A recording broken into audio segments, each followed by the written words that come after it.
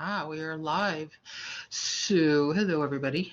I'm going to do a voiceover for anti-lipids, anticoagulants, and anti-aginals, and not in that order. So I think we start with anti-aginals.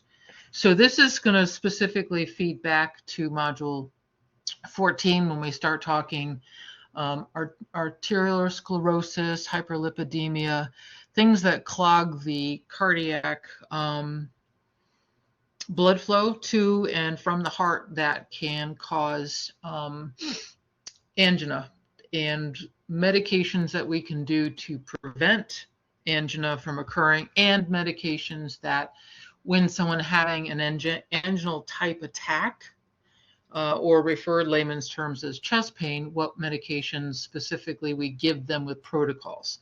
So yes, this is 8 slides, but it's going to cover even when we talk about pulmonary embolisms, usually originating from deep vein thrombosis or DVTs, where folks would be on the hospital prophylactically on sequential compression devices and Lovenox, which is a low molecular type heparin. So we're going to cover some of that now, and it's going to feed back into cardiac disorders down the line. So it'll cross over in a way that I won't have to do another type of PowerPoint, but I will for probably beta blockers, calcium channel blockers to address hypertension, and then specific medications to address the management of the congestive heart failure patient, which is going to feed a lot off of your simulated experience with Mrs. Steen. So the med templates that you did in preparation for CHF, you definitely need to be holding on to those, because they will become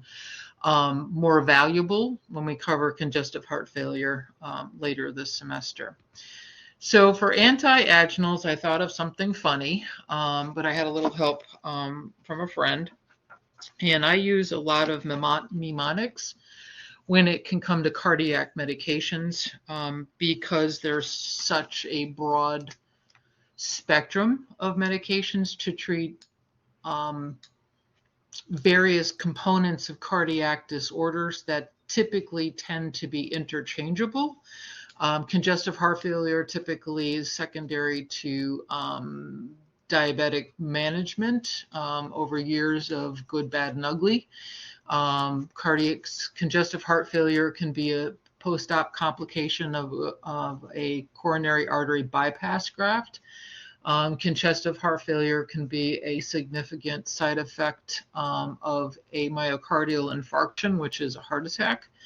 So hyperlipidemia is high cholesterol, lipids, either genetic predisposition as a non-modifiable and or modifiable with diet and lifestyle, etc. Activity, diet, smoking, alcohol use. You can see trends, obviously, as we've talked about the semester. But for someone who has angina or chest pain, when we talk about that in module 14, we have to talk about medications, anti-aginals, and that is the classification. So what I have here is, what does nitroglycerin do? So when we talk perfusion in the concept of the cardiac cycle, you have to know how the cardiac cycle works. You have to be able to break down the right-sided component of the heart, which is venous return of blood flow from the peripheral standpoint into the cardiac cycle. And then the left-sided heart function is to return well-oxygenated blood, typically through the pulmonary artery, back into the peripheral circulatory system. So when we say it relaxes vascular smooth muscle system, you need to take the word vascular and you're going to say that's completely peripheral. So every part of the vascular system, which is made up of smooth muscle, is going to relax throughout the entire body. Because what I want to do is reduce the pain that's occurring from the angina secondary to lack of oxygenated blood flow to a particular part of the heart muscle that's causing it to cry out in pain. It's not getting the oxygenation it needs to effectively pump and or work. So I have to relax the muscle. I have to decrease the venous return to the heart. And then I have to decrease the arterial blood pressure. And by doing that, it's going to decrease the left ventricular workload. That reduces myocardial oxygen consumption. So chest pain is typically brought on by exertion, because when you're doing exertion, you're requiring the heart to need more oxygenated blood. But when there is a blockage, cholesterol, lipid buildup, fatty plaques, etc., you have then provided a traffic jam within the artery of that highway. Therefore, you're not getting oxygenated blood flow to the heart.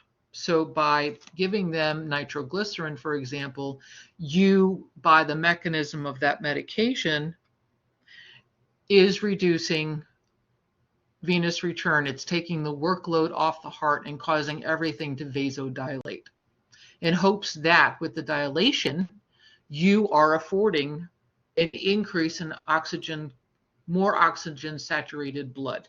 So what's going to happen to your patient? Okay, well, they're going to have a headache, and that's the most common side effect. All right, it's a side effect. We expect it to happen because I've just dilated, improving blood flow perfusion throughout my entire body, including my brain. So I'm going to have a headache. I could have hypotension. So you need to think about safety.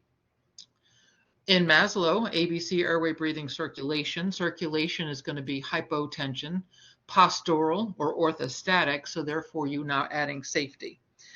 Dizziness, weakness, because you're dilating out the entire body. Syncope, dizziness, and lightheaded when they stand up.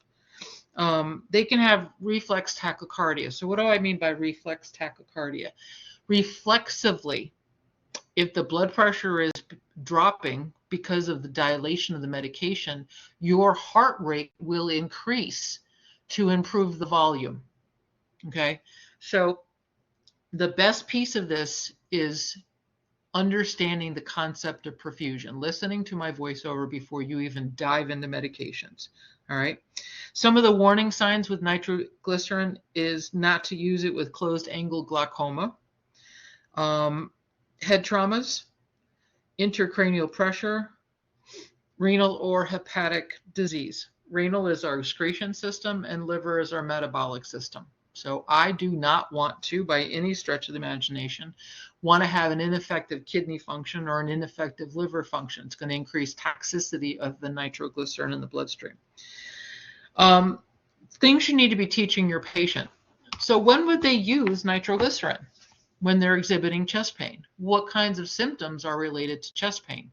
Typically, not class book, typically left shoulder pain, radiating typically up into the left jaw, to the left ear, to the left back, numbness and tingling to that left extremity, nausea preceded by vomiting, feeling like an elephant standing on the patient's chest. They just can't get a nice big deep breath, right? Can't get that oxygenation in. And kind of a sense of feeling of doom, something's really wrong. Heartburn is classic in women over the age of 50. Your risk factors from a lifestyle standpoint are your smokers, in conjunction with alcohol use, history of peptic ulcer disease, and GERD. So you need to recognize that these populations put these folks at a higher risk for developing chest pain. Be mindful of women over the age of 50 who walk into the emergency room complaining of heartburn, whether they have peptic ulcer disease or reflux like GERD. You definitely need to rule out cardiac first and foremost. It's much better than it was over a decade ago, where they would give them a couple Tums, calcium supplements, send them home, and then the woman would drop dead in the kitchen from a heart attack because of the acid indigestion and the reflux due to the heart being in trouble. Was ruled in as a GERD reflex when it had nothing to do with that. So how do we want to educate our patients? Well, definitely want to avoid alcohol. Definitely want to recognize symptoms of hypotension. Rise slowly. If you feel lightheaded or dizzy, make sure you stand up slowly. You should purchase a blood pressure cuff. You definitely need to be avoiding prolonged standing. And then how do we want to teach them to take the nitroglycerin? Typically it comes in a brown glass bottle, needs to be in a cool, dry, out of the sunlight, because it degrades with the composition of the nitroglycerin. So that's the bottle. I can have nitroglycerin as a sublingual. I can have nitroglycerin as a patch. So think about from a standpoint of you administering a transdermal patch. What do you got to be wearing? Gloves. We can do IV nitro. We can do a translingual spray, which is a spray into the mouth. We could do a topical ointment. We can have a transdermal patch, which is a prescription of nitroglycerin in milligrams or micrograms from the physicians to the pharmacy to the patient, where they have to put it on for X number of hours per day based on the order. Taking it off, right? Got to dry, clean the area of any residuals, and teach them to readdress the patch to a different part of their body, right? Try to avoid hairy areas, try to avoid sweaty parts of the skin. Yes, they can put them on the chest wall. So I'm going to go down my rabbit hole. If they put it on the chest wall, left and then right and back to left, and they're experiencing more hypotensive signs and symptoms, they can move the patch to their arms, they can move the patch to their legs, because the further you move the patch away from the heart, the nitroglycerin is supposed to dilate everything out, right? So peripherally putting it on the arms and the legs is not going to be a problem. It's just not going to have an increased potency at the heart side effect. So it's still going to do its job, but it may reduce hypotensive type side effects. So I'll leave the rest of the teaching piece to you, and that's part of your pharmacology, chapter 21, that's assigned reading. But we want to make sure we teach the patient that if they're taking the pill form, that they have to take it on an empty stomach with a full glass of water, and they cannot chew it. Okay. Sublingual is typically what you hear about a lot because of the cardiac emergency 911 type of protocol.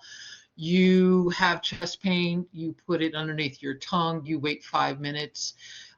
If the chest pain goes away, congratulations. If the chest pain does not go away, you put another sublingual under your tongue. But after the first 5 minutes, if the chest pain goes away on the second dose, then you're good to go. However, if you are on third time's the charm, you take another sublingual at that 5-minute mark and you put it underneath your tongue. Now you're at a 15-minute max. And then the expectation protocol is to call 911. Here's my proactive. If at the second sublingual nitroglycerin tablet is still causing chest pain, I'd be on the phone calling 911. Be proactive. Let's not wait.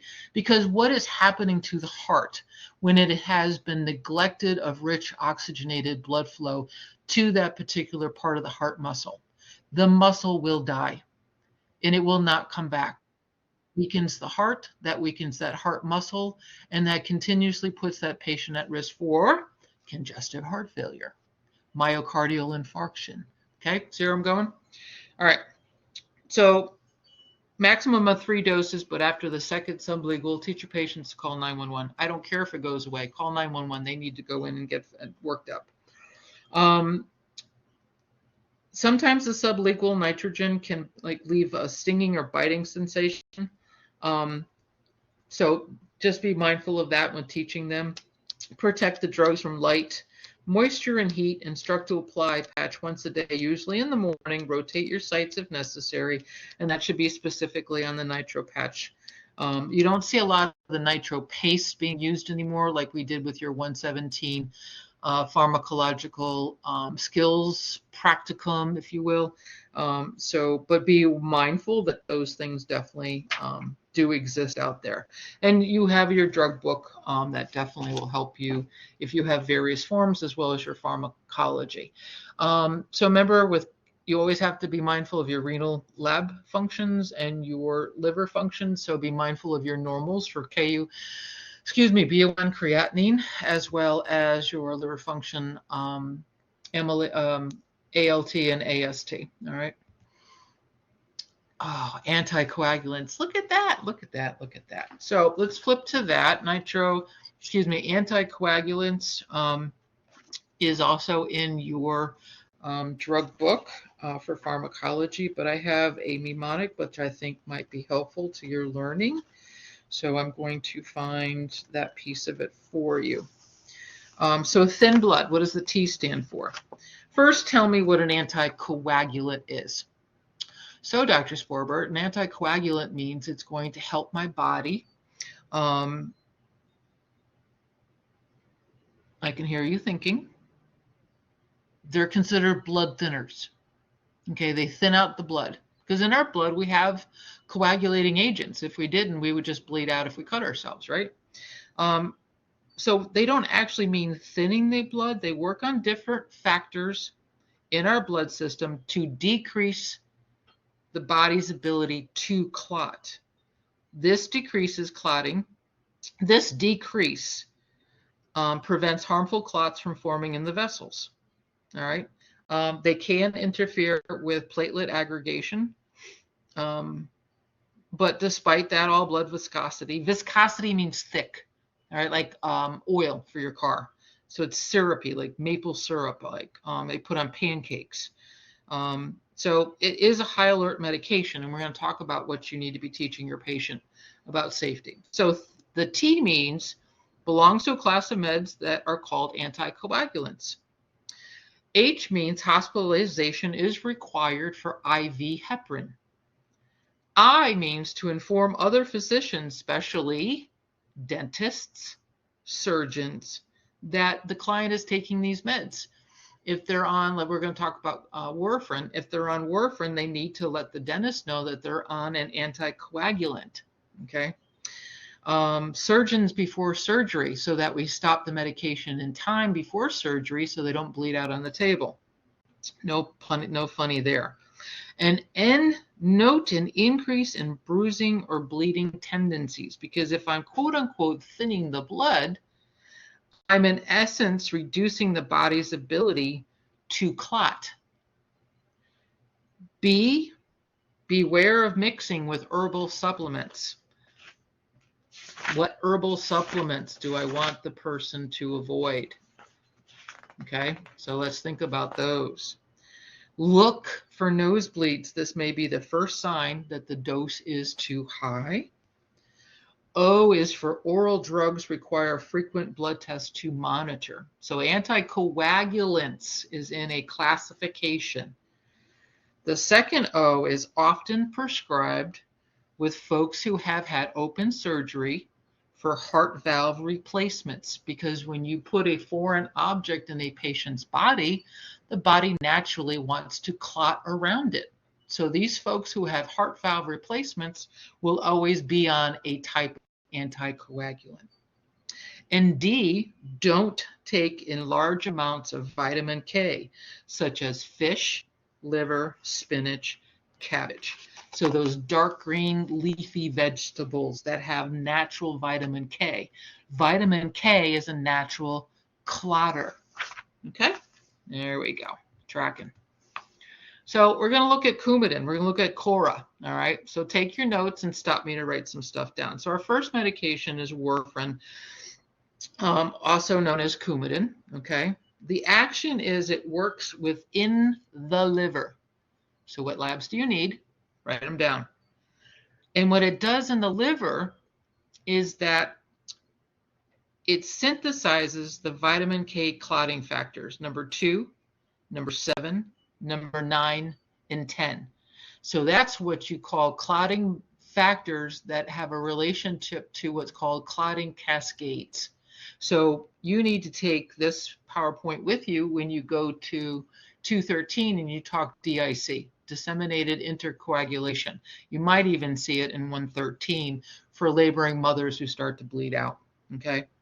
So it works in the liver, all right? And it breaks down the vitamin K to synthesize thinning out our blood by working on specific clotting factors, number 2, 7, 9, and 10. And these are in, oh, I just lost it, brain thought. Roman numerals. So if you're writing down number 2, put in the Roman numeral 2. If you're doing the 7, it's V11. If you're doing the 9, it's 1X. And if you're doing the X, it's 10. Okay. The indications for it is to prevent or slow the extension of the blood clot. Okay. Undesirable effects, anorexia. So what's anorexia? I'm not anorexic from a mental health. I could be, but not as it relates to Coumadin. I'm just not hungry. I may be nauseous, diarrhea, could have a rash, bleeding, hematuria, blood in my urine, thrombocytopenia. So what's thrombo? What is thrombose? Those are clots.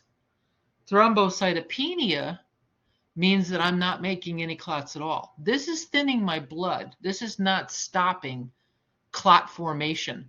This is reducing the clotting mechanism from occurring in the liver. All right. So when I start dropping my platelet count, then I'm not creating any coagulation. So thrombocytopenia and hemorrhage. So stop and say to yourself, if I have somebody on Coumadin and I'm worried about hemorrhaging, what signs and symptoms would I see? Easy bruising, blood in my urine. Okay. Could have a rash, petechiae, bloodshot sclera. Petechiae can be those little spotty, small red spots that bump up typically on the people's forearms, because those tiny little vessels in our arms are just breaking. And so you're having a little bit of the blood. Putting an IV in somebody on warfarin, all right, they're going to have a massive black and blue. All right. So think about those things for me. Okay. So it's a high alert drug. So folks who are pregnant shouldn't be on it. If they have a history of being a hemophiliac, all right, they've already had cancer such as leukemia. If, of course, what GI, upper GI, would you be worried about if these folks were on Coumadin? I'll wait. Peptic ulcer disease, ulcerative colitis, Crohn's disease, reflux disease. Okay. So be mindful of that. All right. So we want to be very specific about looking at past medical history to ensure that prescription of Coumadin is appropriate for your patient. Okay. You're looking at renal and liver function. So if someone has severe renal disease, so what do you think of with renal disease? Well, you want to talk about chronic glomerulonephritis. That's going to affect your multiple sclerosis patients. That's going to affect your patients with cystic fibrosis. That's going to affect your patients with, help me out here. It's not going to come to rheumatoid arthritis. The other chronic disease where you have the butterfly, lupus. So those things, renal failure, someone who is a diabetic type 1 or type 2 that is on dialysis, someone who, so renal, just stay tracking.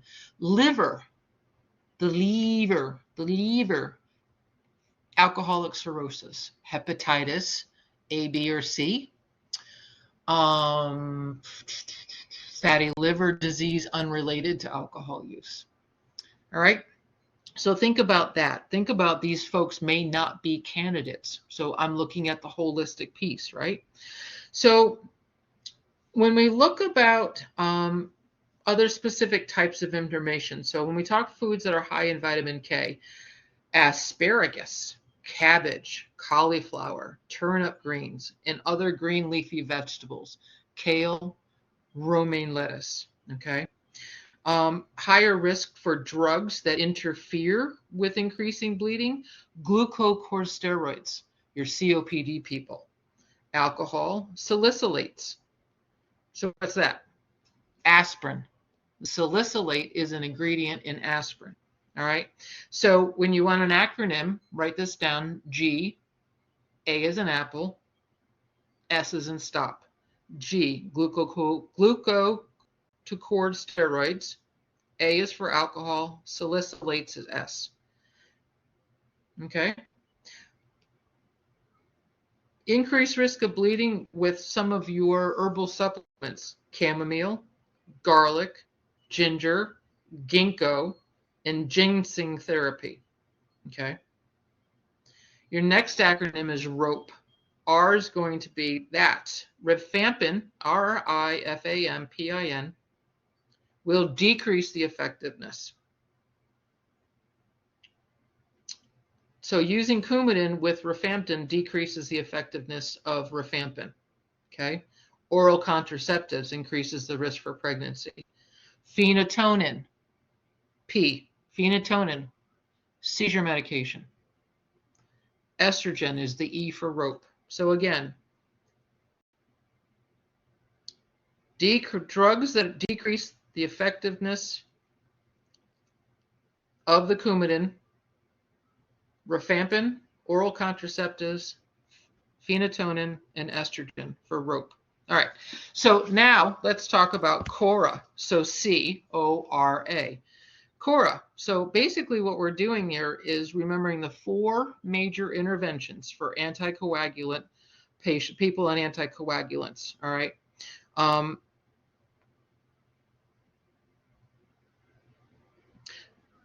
CORA for C, check vital signs, platelet count, and PT. Now, PT is for your prothrombin, okay, and I'll talk about that in a minute.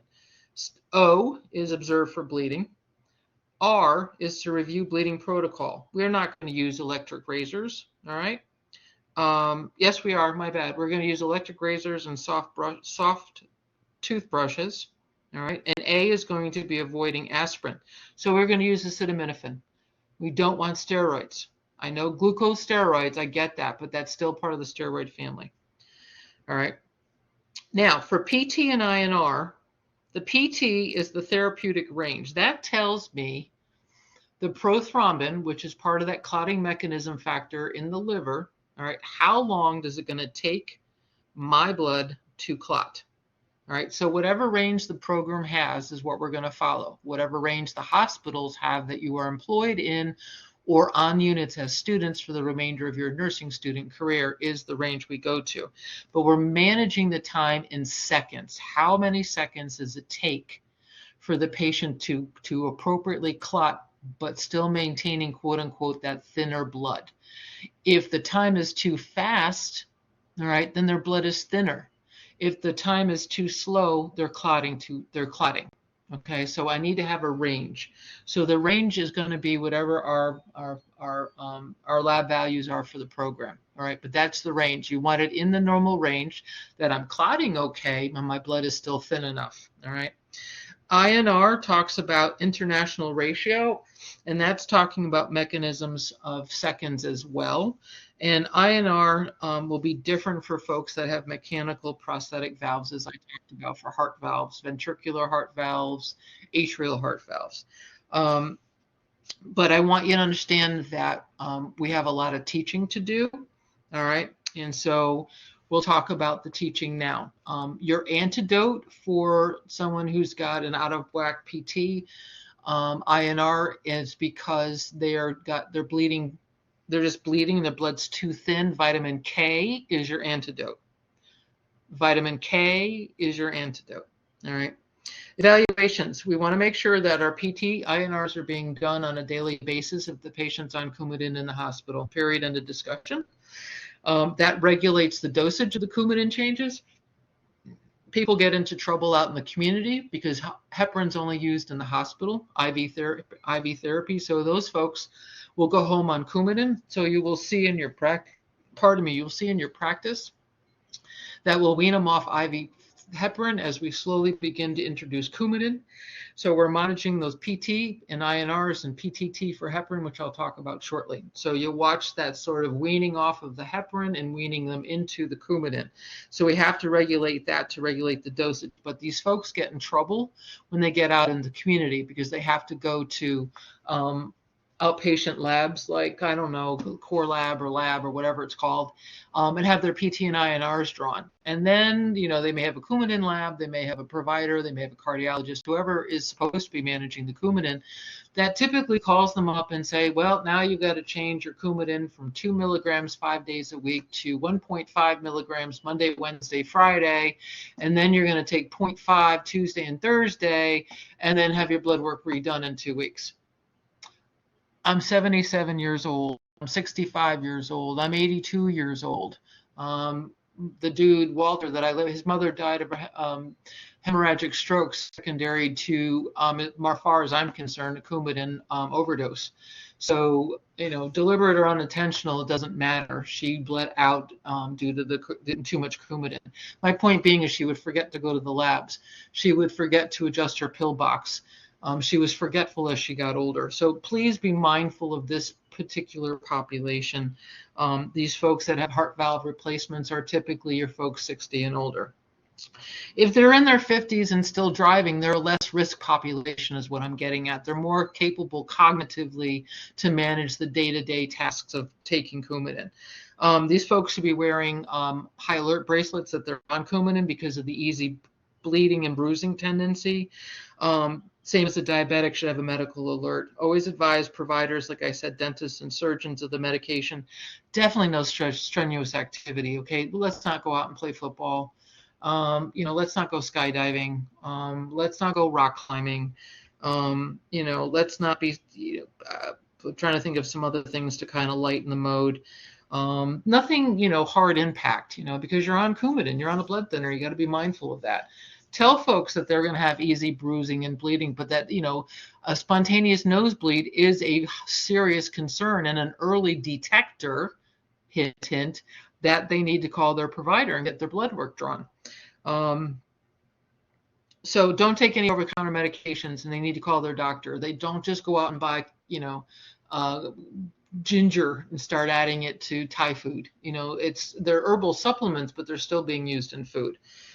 So be mindful of that. Hang it in there. You guys got this. All right, so heparin, we're going to talk about Harry.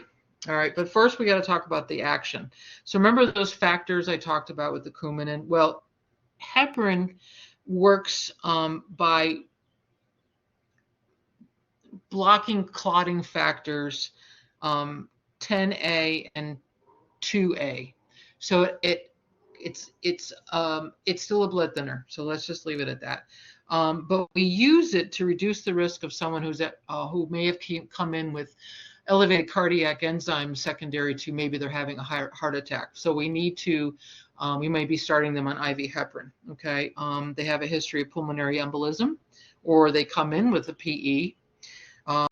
They have atrial fibrillation, which we don't talk about in 114, but I will try to find a way to discuss it because of the way the atriums fibrillate causes blood to pool. And when you pool blood that's not in the circulatory system, will create clots. So these folks could be on IV heparin. Obviously, your undesirable effects are the same as you would with Coumadin.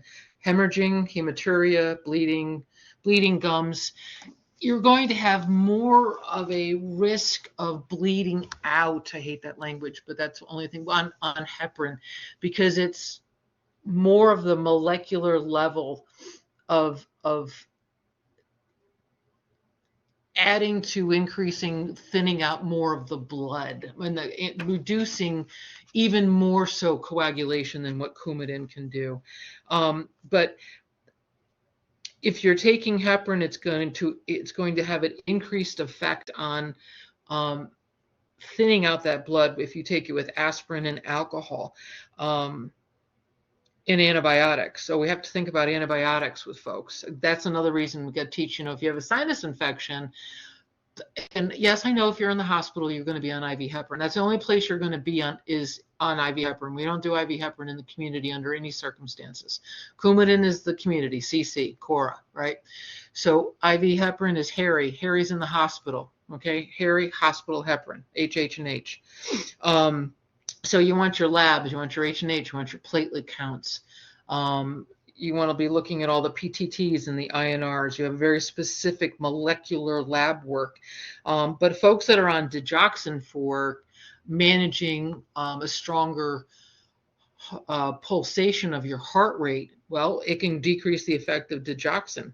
Antihistamines can decrease the risk in nitroglycerin products, but you can get an increase of bleeding with using of chamomile, so the same as Coumadin, garlic, ginger, ginkgo, and ginseng therapy, so GGG. So Harry should not be having any of the GGGs, and neither should Cora, okay? So you want to monitor your PTT, and that's prothrombin time. All right. So it is a management of looking at the bleeding tendencies that can occur. So you want a therapeutic range to ensure that the patient is having the appropriate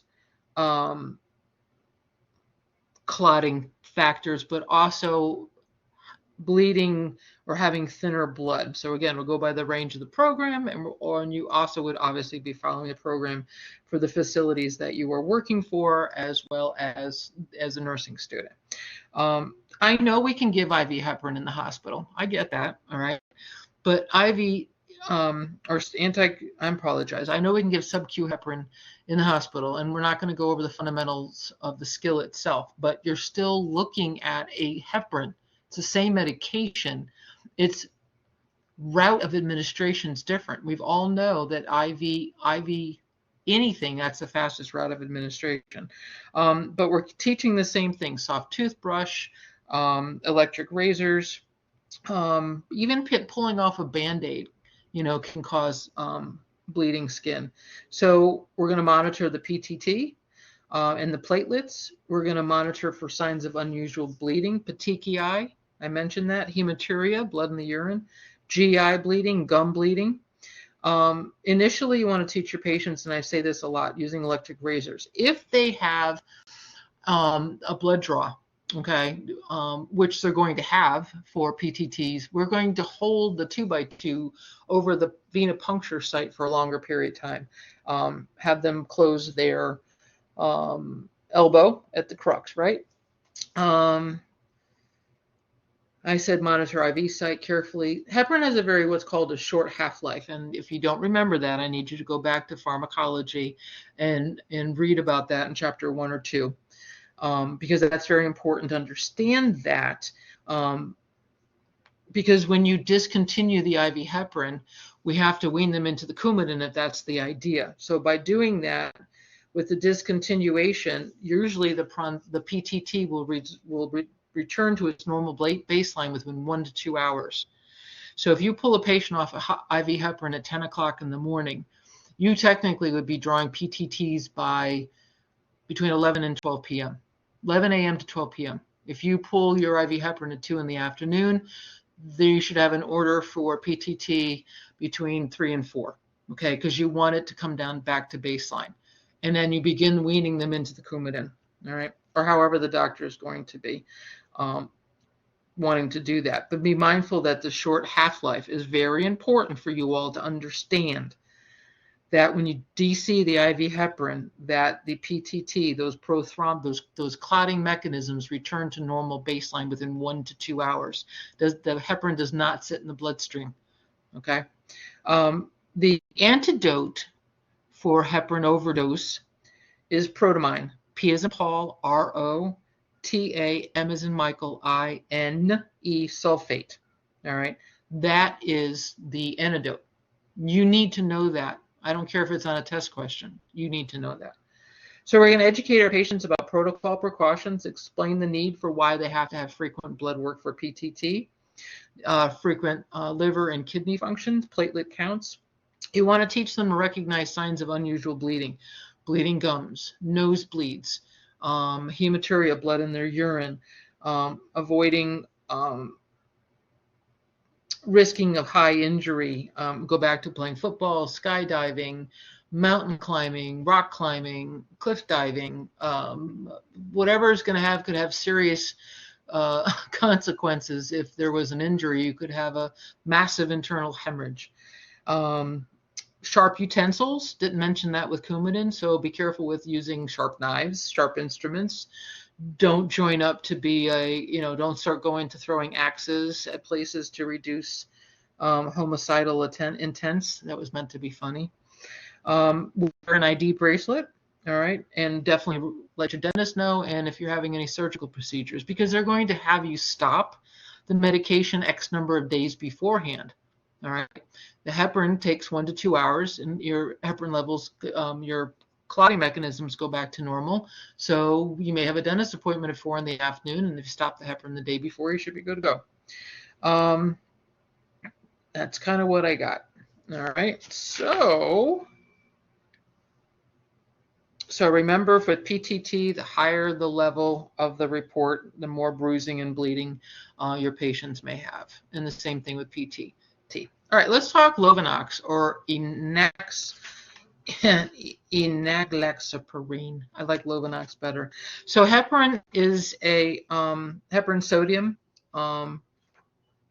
is a high molecular weight.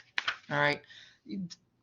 When understanding that is looking at how we're trying to take the thickness of the blood, the clotting factors that roam around in your bloodstream, right? We're trying to thin it out. We're trying to make the viscosity thinner.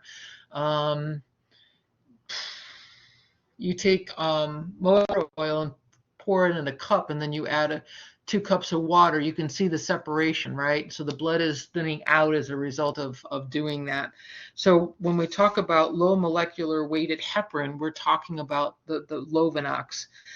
It's both an anticoagulant and an antithrombolytic. It prevents the conversion of fibrogen to fibrin. And I'm going to stop there. When you think of fibrogen, I want you to think of rope. I want you to think of really thick rope from a hammock, from a chair that has a weave in it. Okay, think of fiber. Think of fiber. So I'm taking something that is fibrous, and I'm preventing its conversion from a small piece of fiber to making a thicker piece of fiber. Okay, by making it a bigger piece of fiber, I'm increasing the clotting. But this low molecular Lovenox is going to make that fiber thinner. It's going to thin it out and prevent it. And I'm taking prothrombin to thrombin and enhancing its abilities to make thrombose, to make clots. So Lovenox does 2 things, and it's a great drug because it doesn't require blood work, but it does require you to check platelets. Okay, so if nothing you walk away with, know that I'm helping with the platelet component of coagulation. It is a very high alert drug, just like Coumadin, just like heparin, just like insulin. All right. People who have can be hypersensitive to this kind of drug are usually have issues with pork. All right. So we have to, with heparin, we have to, with Lovenox, ask them if they have any allergies to pork, because that is a hypersensitivity to the molecular component of Lovenox. All right. Obviously, they shouldn't be on it if they have a history of hemophilia, a history of leukemia, obviously any peptic ulcer disease, any history of bleeding. Sounds very similar to Coumadin and heparin. Any type of thrombocytopenia. And we would not use this necessarily, this type of drug with prosthetic heart valves. Lovenox you'll see primarily in the hospital for folks that are post-op surgical patients, are bedridden, and we're doing it prophylactically to reduce the development of deep vein thrombosis that leads to pulmonary embolisms, for example, or other types of embolisms. We will use Lovenox in folks that have been diagnosed with a pulmonary embolism. And we'll talk about PEs later in the semester, because Lovenox doesn't have to be the first drug of choice for treating pulmonary embolisms. Other specific pieces to this that you need to know: if someone is on a Lovenox, it's only to be given sub-Q. It's its only route of administration. If they're getting anticoagulants, using aspirin, using any non-steroidals, are on any other type of antiplatelet medication, do not have them on Lovenox. And the same should apply for heparin and Coumadin. All right. Do not mix with other drugs or infusion fluids. Increases the risk of bleeding when taken with garlic, ginger, ginkgo, ginseng. So those G's matter, hint, hint. All right. You definitely are always looking at your blood studies. I put a lot of weight on platelets, but CBC should be across the board for all of any drugs. Complete blood count. What's the H&H? If it's dropping, we got to bleed someplace that we don't see in stool. We don't have any blood in the urine. They're not vomiting up any coffee ground emesis. They don't have a history of peptic ulcer disease. The list can go on. These are complicated. Can be they're already at risk because you've got them on a medication. You don't want them bleeding out. That's why they're at high risk. Maslow circulation automatically. Says for bleeding gums, petechiae, ecchymosis, which is a fancy word for bruising. Black tarry stools, we have to test it for what? What would you do with your stool if you thought there was blood in it? Or if you want to be proactive, just go ahead and test the stool. What if they're taking folic acid? What if they're on iron supplements? What if they're anemic to begin with? They're going to have black stools from the side effect of the medication. So why don't we just dipstick it and check it for blood? Okay. Sub-Q with heparin, we do not massage the site, and we don't aspirate. You know that. And we don't give it IM. Sorry, I live on a lake and the birds have been pretty wacky nutty today. Soft bristled toothbrush we want to teach. Avoid bleeding gums. Use electric razor. Report any bleeding. And avoid anything over the counter containing aspirin. So let's just say we're just going to avoid everything over the counter. It's a high-risk medication. Evaluation, clients will not experience any deep vein thrombosis or will have a therapeutic response. These drugs end in parin, P-A-R-I-N. So a student and I had a patient on 3-VPN a couple of weeks ago, and I kind of forgot. I think he was post-op. I think he had an NG tube in place. He had a lot of stuff going on, but he did have sequential compression devices on. He was on Lovenox, and so we were, he had an appropriate protocol because he had been in bed a couple of days. And I do remember in the morning he did get up and start walking. Okay. But later in the afternoon, I'd say 12-ish or so, the student came to me and the patient was exhibiting mild shortness of breath, and he was satting, his pulse ox was still sitting in the lower 90s. But the bottom line is they drew an H&H and his H&H had dropped. His saturation started dropping, so they put him on nasal cannula, which didn't help. So they called in for a non-rebreather. That didn't help. So the next step, which should have been done earlier, in my humble opinion, they got a chest x-ray at the bedside. And guess what he threw? He threw a PE. Not just one, he threw two. He had them bilaterally in the lung fields because he got up and walked that morning. So he dislodged the deep vein clot that was sitting there. Yet we had everything. We had the protocol in place. But his respiratory status started to go very slowly down the drain, and that's what happens. So, boom, he went on IV heparin because that was what they needed to do to dissolve the clot and prevent further risk. Now, I'm going to tell you that when DVTs can go to 3 places, there's only one place that the patient will survive. That's the lungs. The second place it can go is the heart, which means you're going to die.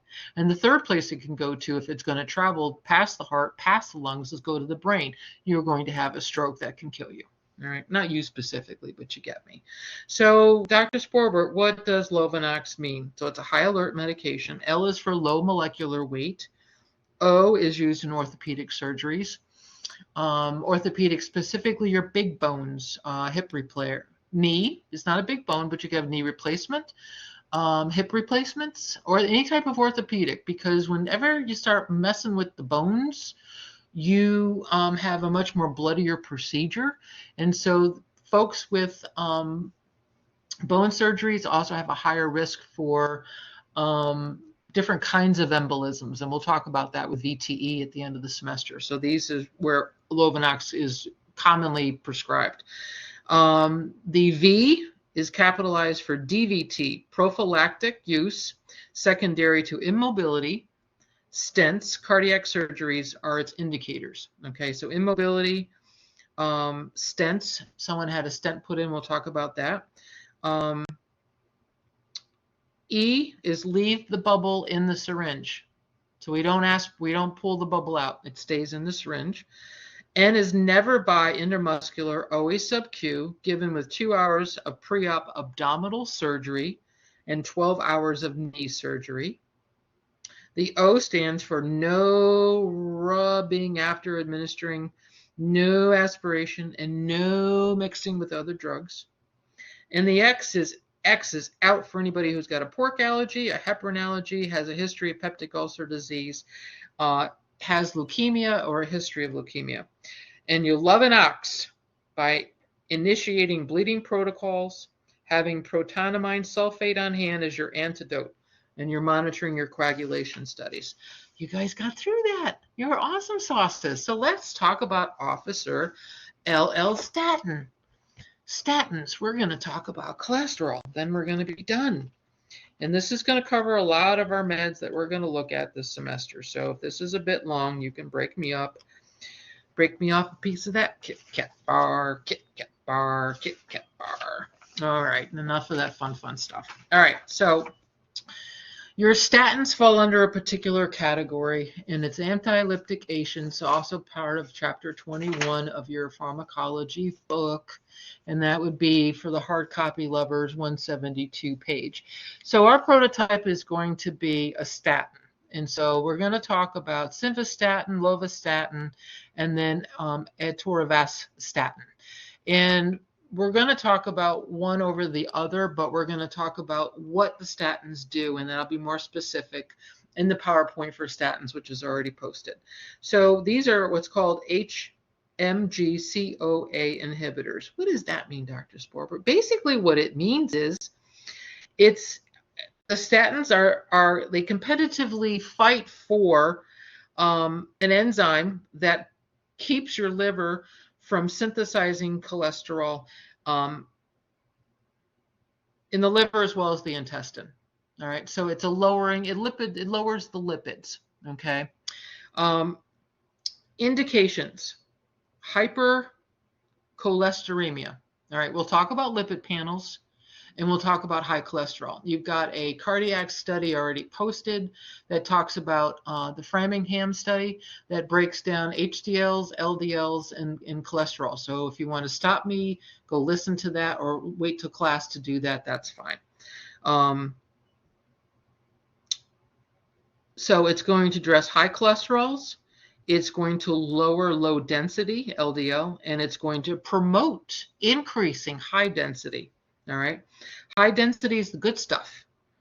Low density is the bad. Going to you know where, it's low. High density is going to heaven. So that's where not that we're going to die. That's not a good analogy. Heaven is happy. Heaven is glorious. I want to have good HDLs. I want to have all that positive control that I have good lipids in my body giving me energy and metabolism and not blocking up my arteries. We don't necessarily give it to anybody who has active liver disease because it works in the liver. So let me say that again. It works in the liver. So your patients have to have baseline liver function tests done. We have to ensure there's no past medical history that puts this patient at risk, because this is where the medication works as well as where it metabolizes, because that's what the liver does. It metabolizes. So if they have active liver disease, a statin's out of the question. No, bye-bye. Whether it's unexplained liver disease, like I have chronically elevated LFTs, nobody can explain to me why, not me personally. But fatty liver disease, that's non-alcoholic. It's non-alcoholic but can lead to cirrhosis. So these folks are not eligible for statins. Persistent elevations in those LFTs. Use cautiously with folks that are drinkers. All right. Acute infections, metabolic disorders. What kind of metabolic disorders? Oh, let me think. I'm going to go with metabolic alkalosis.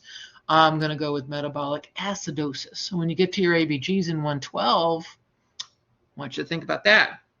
Electrolyte imbalances and hypotension. So hypotension, kidney function, cardiac manages blood pressure, other types of medications, electrolyte imbalances because the liver and the kidneys help with all that. Metabolic acidosis, metabolic alkalosis is your kidneys trying to manage that electrolyte balances when I talked about a wet bed back in day 1, week 2, whatever. So think about that. Undesirable effects, dyspepsia, that's heartburn, diarrhea, constipation, one or the other. All right, lots of gas, headache, get a blurred vision with lovastatin. You get a blurred vision with lovastatin. Rare is liver dysfunction, myopathy. You can have eye difficulties, myalgia, myasitosis, myopathy. All right. So if I'm on Coumadin, it's going to increase the effect of my Coumadin. All right. It's going to decrease the availability of the statin. So that's going to increase my lipids. If I'm on digoxin, it's going to increase my statin levels. Okay. Which means I'm going to see elevated LFTs on my blood work. If I'm taking an ACE inhibitor like the Pril sisters, lisinopril, captopril, enalapril, which is Vasotec, all right, can result in an increase in potassium. So I know you need to stop me, take a breather, but increasing potassium increases my risk for ventricular arrhythmias, all right? If I'm a erythromycin fan, if I'm on an antibiotic, so I'm just going to stop. Stop. Folic acid, niacin, all that good stuff that we're taking because I got small intestine. What small intestine disorder, Dr. Sporbert, can I have? I can have small bowel obstruction. What else can I have? Oh, I can have Crohn's. Yes, that's going to throw all my electrolytes off. Oh, that can be malabsorption. Oh, but then it's going to drive to folic acid and niacin and vitamin B12 complex. So I have to use cautiously with folks with Crohn's disease. There you go. You're catching on. Tracking? So you want to get, they're going to get a baseline cholesterol and a triglyceride panel. All right. We're looking at all those pieces because it's genetic. I am a full-hearted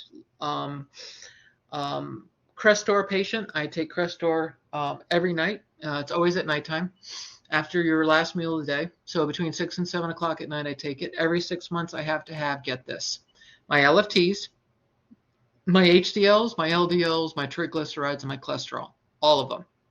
I am a genetic walking heart attack stroke patient 2 years ago. Totally genetic. My mother's side of the family is just screaming high cholesterol. She's been on a statin. She's what, 88 now? She's been on a statin since her 40s, and my brother's been on statin since he was in his mid 30s. And you know, the nurse in the family, the one who thinks she knows everything but doesn't go in and get checked until she's like 55. But you know, I'm under control now. Yada yada yada. But I'll talk about side effects in a minute. So interventions, as I noted, monitor your cholesterol levels, LFTs, HDLs, LDLs, triglycerides. And the doctor's going to figure all that out. So we'll discontinue the statins if the LFTs are significantly elevated. Another reason to stop simvastatin, which is also known as Lipitor. Lipitor has a very high adverse effect of general body malaise, which folks can relate to. I feel like I have the flu. I feel like somebody ran me over with a bus, or I got hit by a Mack truck. Usually occurs within 1 to 2 weeks of starting the medication. Muscle weakness, muscle pain, muscle aches, muscle tension, muscle cramps, really bad cramps in the calves. Achilles tendons, all of that is because the medication is causing the muscle tissue proteins to break down. That goes into your kidneys and filters into what's really dark urine. That is medically referred to as rhabdomyolysis. That is a significant indicator that the Lipitor has to stop. I started off with Lipitor because it is the medication that's a first line is simvastatin. Let me just Google this real quick. because I need to look at Lipitor, make sure I use the right statin. Lipitor is, I'm sorry, the atorvastatin, Atorvastatin.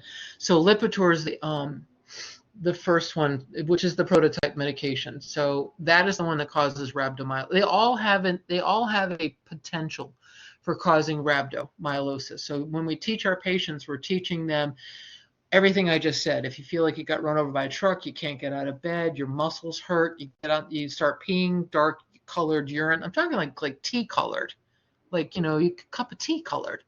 They got to stop the Lipitor, or they got to stop that statin. Okay, but it's common in Lipitor. They need to call their doctor and get off of it. They're going to have lab work drawn to make sure they don't have any liver damage, and they're going to get switched to a second or third generational medication, and the insurance companies may have issue with that. Lipitor happened to me. Within 1 to 2 weeks, I had to come off the medication. I started recognizing signs and symptoms of rhabdo. I might add, nobody told me. So thank God I was a nurse, but I felt like crap. So I went in, had the blood work drawn, and I started on Crestor, which is rovastatin. And I have beautiful numbers, and so I'm not going to drop dead anytime soon from high cholesterol. So back to Larry, Officer LL.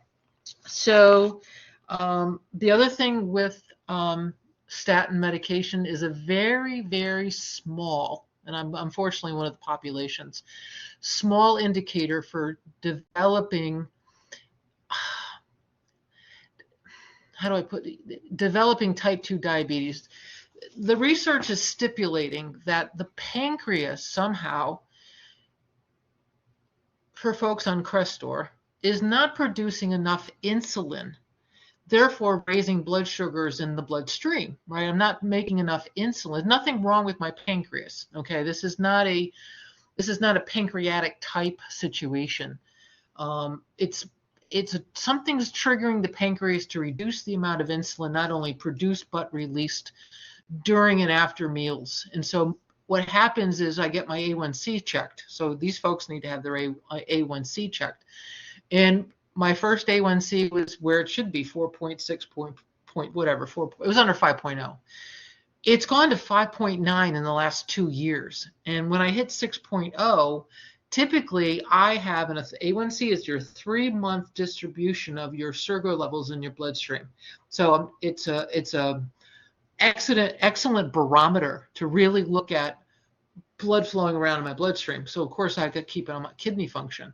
But if I hit 6.0, I'm in real doo-doo, because that means I probably have to go on. All right, quiz. What is the #1 gold PO medication for type 2 diabetes? Go.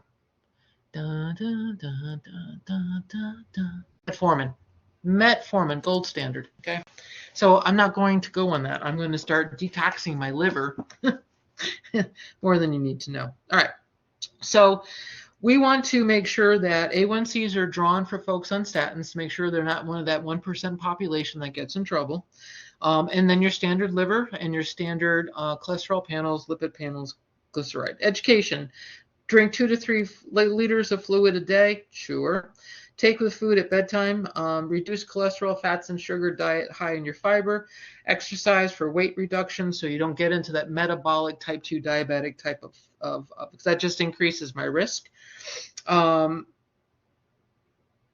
It took about 3 months for my triglycerides, lipids, and everything else to come down to normal. The lab work, as I said. So what does LL statin do? He stops the liver mobile and its driver, which is cholesterol. So these drugs lower cholesterol and can be highly toxic to the liver, and that this group is called statins. Okay, so we're going to focus on specifically it's a statin. So you just got to be mindful that we're not looking necessarily at the cholesterol absorption inhibitors, which is part of your pharmacological read.